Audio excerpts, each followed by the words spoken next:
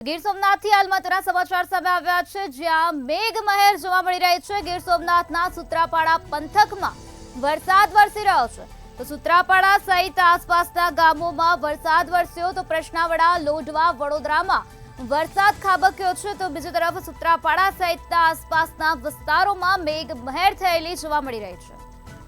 હવામાન વિભાગની આગાહી અનુસાર સર્વત્ર વરસાદ વરસી રહ્યો છે। ગીર સોમનાથના સૂત્રાપાડા પંથકમાં પણ મેઘો મન મૂકીને વરસ્યો છે। સૂત્રાપાડા સહિત આસપાસના ગામોમાં વરસાદ વરસ્યો છે, તો પ્રશ્નાવડા, લોઢવા, વડોદરામાં વરસાદ વરસ્યો છે। વરસાદ વરસવાના કારણે વાતાવરણમાં ચારોકોર ઠંડક પ્રસરી ગઈ છે। લોકોને કાળઝાળ ગરમીમાંથી રાહત પ્રાપ્ત થઈ છે। ગીર સોમનાથથી આ મહત્વના સમાચાર સામે આવ્યા, જ્યાં વાતાવરણમાં પલટો આવ્યો હતો અને ત્યારબાદ ધોધમાર વરસાદ શરૂ થઈ ગયો હતો।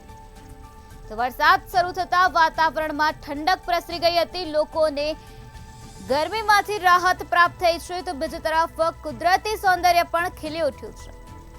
ગીર સોમનાથના સૂત્રાપાડા સહિતના અનેક વિસ્તારોમાં મેઘમહેર થયેલી જોવા મળી રહી છે। સૂત્રાપાડા સહિત આસપાસના ગામોમાં વરસાદી માહોલ જામી ગયો છે, તો બીજી તરફ નીચાણવાળા વિસ્તારોમાં વરસાદી પાણી ભરાઈ ગયા હતા, જેના લીધે લોકોને અવરજવરમાં મુશ્કેલી વેઠવાનો વારો આવ્યો હતો।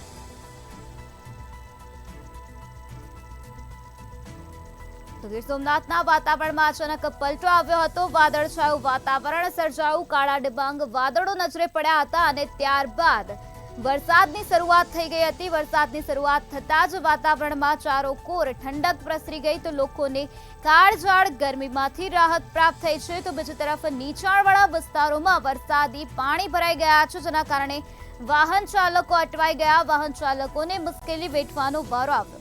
તો બીજી તરફ સ્થાનિકોને પણ અવરજવર કરવામાં મુશ્કેલી વેઠવાનો વારો આવ્યો હતો। સૂત્રાપાડા સહિત આસપાસના ગામોમાં મેઘમહેર જોવા મળી છે, તો પ્રશ્નાવડા, લોઢવા સહિતના વિસ્તારોમાં વરસાદ વરસ્યો, તો આ સાથે વડોદરામાં પણ મેઘો મન મૂકીને વરસ્યો છે।